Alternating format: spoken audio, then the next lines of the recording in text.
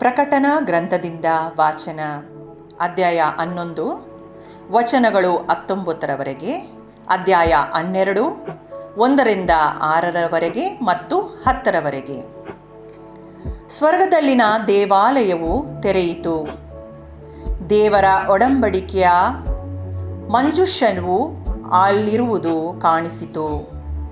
ಇದಲ್ಲದೆ ಮಿಂಚುಗಳು, ಗುಡುಗು, ಗರ್ಜನೆಗಳು ಉಂಟಾದವು. ಭೂಕಂಪವೂ ಆಯಿತು. ಜೋರಾದ ಆಲಿಕಲ್ಲಿನ ಮಳೆ ಸುರಿಯಿತು. ಆಕಾಶದಲ್ಲಿ ಚಿಹ್ನೆಯೊಂದು ಕಾಣಿಸಿಕೊಂಡಿತು. ಮಹಿಳೆಯೊಬ್ಬಳು ಸೂರ್ಯಭೂಷಿತಳಾಗಿದ್ದಳು. ಆಕೆಯ ಪಾದದಡಿ ಚಂದ್ರನಿದ್ದನು. ತಲೆಯ ಮೇಲೆ 12 ನಕ್ಷತ್ರ ಖಚಿತವಾದ ಕಿರೀಟವಿತ್ತು. ಆಕೆ ತುಂಬು ಗರ್ಭಿಣಿ. ಪ್ರಸವ ವೇದನೆಯಿಂದ ನರಳುತ್ತಿದ್ದಳು. ಆಕಾಶದಲ್ಲಿ ಮತ್ತೊಂದು ಚಿಹ್ನೆ ಕಾಣಿಸಿಕೊಂಡಿತು. ಅಲ್ಲಿ ಕೆಂಪು ಘಟಸರ್ಪವೊಂದು ಇತ್ತು. ಅದಕ್ಕೆ 7 ತಲೆಗಳಿದ್ದವು, 10 ಕೊಂಬುಗಳಿದ್ದವು. ಅದರ 7 ತಲೆಗಳ ಮೇಲೆ 7 ಮುಕುಟಗಳಿದ್ದವು. ಅದು ತನ್ನ ಬಾಳದಿಂದ 3ನೇ 1 ಭಾಗದಷ್ಟು ನಕ್ಷತ್ರಗಳನ್ನು ಆಕಾಶದಿಂದ ಸೆಳೆದೆಳೆದು ಅವುಗಳನ್ನು ಭೂಮಿಗೆ ಎಸೆಯಿತು. ಮಗು ಹುಟ್ಟಿದ ಕೂಡಲೇ ಅದನ್ನು ನುಂಗಿಬಿಡಬೇಕೆಂದು ಘಟಸರ್ಪವು ಆ ತುಂಬು ಗರ್ಭಿಣಿಯ ಬಳಿಯಲ್ಲಿಯೇ ಕಾಯ್ದುಕೊಂಡಿತ್ತು. ಸರ್ವ ಜನಾಂಗಗಳನ್ನು ಕಬ್ಬಿಣದ ದಂಡದಿಂದ ಅಲ್ಲಬಲ್ಲದಂಥ ಒಂದು ಗಂಡು ಮಗುವಿಗೆ ಆಕೆ ಜನ್ಮವಿತ್ತಳು. ಆದರೆ ಆ ಮಗುವನ್ನು ಸಿಂಹಾಸನದಲ್ಲಿದ್ದ ದೇವರ ಬಳಿಗೆ ಕೊಂಡೊಯ್ಯಲಾಯಿತು. ಆ ಮಹಿಳೆ ಅರಣ್ಯಕ್ಕೆ ಓಡಿ ಹೋದಳು. ಅಲ್ಲಿ 1260 ದಿನಗಳ ಕಾಲ ಆಕೆಗೆ ಶುಶ್ರೂಷೆಯಾಗಬೇಕೆಂದು ದೇವರೇ ಆ ಸ್ಥಳವನ್ನು ಸಜ್ಜುಗೊಳಿಸಿದರು. ಸ್ವರ್ಗದಿಂದ ಬಂದ ಮಹಾ ಶಬ್ದವನ್ನು ನಾನು ಕೇಳಿಸಿಕೊಂಡೆ.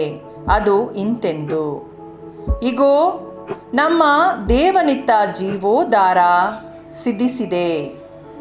ಆತನ ಶಕ್ತಿ ಸಾಮ್ರಾಜ್ಯಗಳು ಕಂಗೊಳಿಸುತ್ತಿದೆ. ಆತನ ಕ್ರಿಸ್ತಾಧಿಪತ್ಯ ಸ್ಥಾಪಿತವಾಗಿದೆ. ಪ್ರಭುವಿನ ವಾಕ್ಯ. ದೇವರಿಗೆ ಕೃತಜ್ಞತೆ ಸಲ್ಲಲಿ. ಕೀರ್ತನೆ ಶ್ಲೋಕ. ಪಟ್ಟದ ರಾಣಿಯು ನಿಂತಿಹಳು ನಿನ್ನ ಬಲಪಾರ್ಶ್ವದಲ್ಲಿ.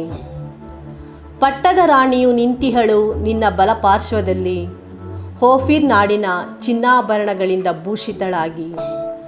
ಹೆಲೋ ಕುವರಿಯೇ, ಕೇಳು, ಎನ್ನ ಮಾತಿಗೆ ಕಿವಿಗೊಡು. ನಿನ್ನ ಜನರನ್ನು, ತವರು ಮನೆಯನ್ನು ಮರೆತು ಬಿಡು. ಶ್ಲೋಕ. ಪಟ್ಟದ ರಾಣಿಯು ನಿಂತಿಹಳು ನಿನ್ನ ಬಲಪಾರ್ಶ್ವದಲ್ಲಿ. ಆಗ ಬಯಸುವನು ರಾಜ ನಿನ್ನ ಲಾವಣ್ಯವನ್ನು. ಆತನ ಪಾದಕ್ಕೆರಗು, ಆತನೇ ನಿನಗೊಡೆಯನು. ಆಗಮಿಸುತ್ತಿಹರಿದು ಸಂಭ್ರಮ ಸಡಗರದಿಂದ, ಪ್ರವೇಶಿಸುತ್ತಿಹರು ಅರಮನೆಯನ್ನು ಉತ್ಸಾಹದಿಂದ. ಶ್ಲೋಕ. ಪಟ್ಟದ ರಾಣಿಯು ನಿಂತಿಹಳು ನಿನ್ನ ಬಲಪಾರ್ಶ್ವದಲ್ಲಿ. 2ನೇ ವಾಚನ. ಪೌಲನು ಕೊರಿಂಥಿಯರಿಗೆ ಬರೆದ ಮೊದಲನೆಯ ಪತ್ರದಿಂದ ವಾಚನ. ಅಧ್ಯಾಯ 15 ವಚನಗಳು 20ರಿಂದ 27. ಸಹೋದರೇ, ಕ್ರಿಸ್ತ ಯೇಸು ಪುನರುತ್ಥಾನ ಹೊಂದಿದ್ದೇನೋ ಸತ್ಯಸ್ಯ ಸತ್ಯ. ಅವರ ಪುನರುತ್ಥಾನವು ಸತ್ತವರ ಪುನರುತ್ಥಾನ ಹೊಂದುತ್ತಾರೆ ಎನ್ನುವುದಕ್ಕೆ ಪ್ರಮಾಣ. ಒಬ್ಬ ಮನುಷ್ಯನಿಂದ ಸಾವು ಸಂಭವಿಸಿದಂತೆಯೇ ಒಬ್ಬ ಮನುಷ್ಯನಿಂದಲೇ ಸತ್ತವರಿಗೆ ಪುನರುತ್ಥಾನವು ಪರಿಣಮಿಸಿತು. ಆದಾಮನ ಸಂಬಂಧದಿಂದ ಎಲ್ಲರೂ ಸಾವಿಗೀಡಾದಂತೆ ಕ್ರಿಸ್ತ ಯೇಸುವಿನ ಸಂಬಂಧದಿಂದ ಎಲ್ಲರೂ ಜೀವಂತರಾಗಿ ಹೇಳುತ್ತಾರೆ. ಈ ಭಾಗ್ಯವನ್ನು ಒಬ್ಬೊಬ್ಬನು ಕ್ರಮಬದ್ಧ ರೀತಿಯಲ್ಲಿ ಪಡೆಯುತ್ತಾನೆ. ಪ್ರಪ್ರಥಮ ಫಲವಾಗಿ ಕ್ರಿಸ್ತ ಯೇಸುವೆ ಜೀವಂತರಾದರು. ಅನಂತರ ಕ್ರಿಸ್ತ ಯೇಸುವಿಗೆ ಸೇರಿದವರು ಯೇಸು ಪುನರಾಗಮಿಸುವಾಗ ಜೀವಂತರಾಗುತ್ತಾರೆ. ಅಂತ್ಯ ಬರುವುದು ಅನಂತರವೇ.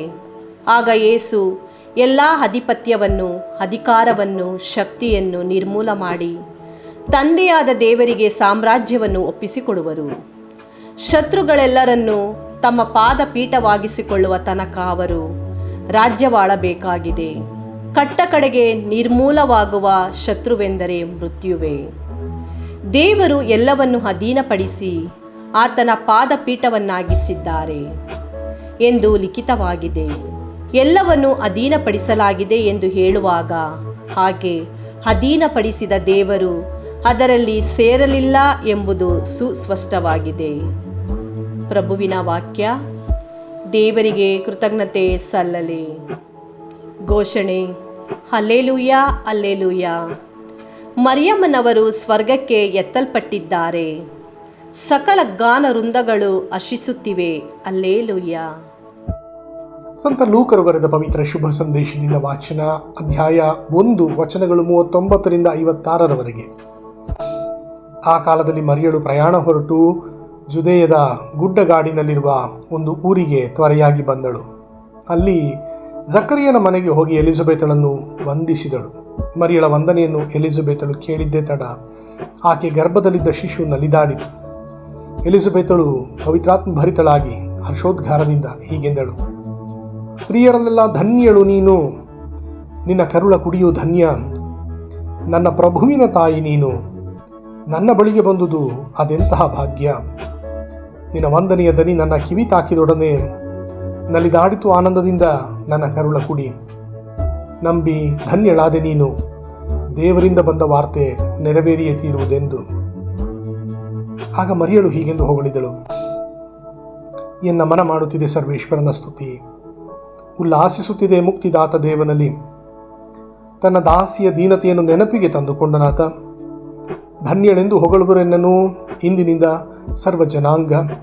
ಏಕೆನೆ ಮಾಡಿಹ ನೆನಗೆ ಸರ್ವಶಕ್ತನು ಮಹತ್ಕಾರ್ಯ, ನಿಜಕ್ಕೂ ಆತನ ನಾಮಧೇಯ ಪರಮ ಪೂಜ್ಯ.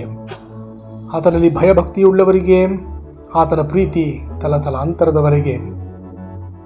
ಗರ್ವ ಹೃದಯಗಳನ್ನಾತ ಚದುರಿಸುವನು, ಪ್ರದರ್ಶಿಸುವನು ತನ್ನ ಬಾಹುಬಲವನ್ನು.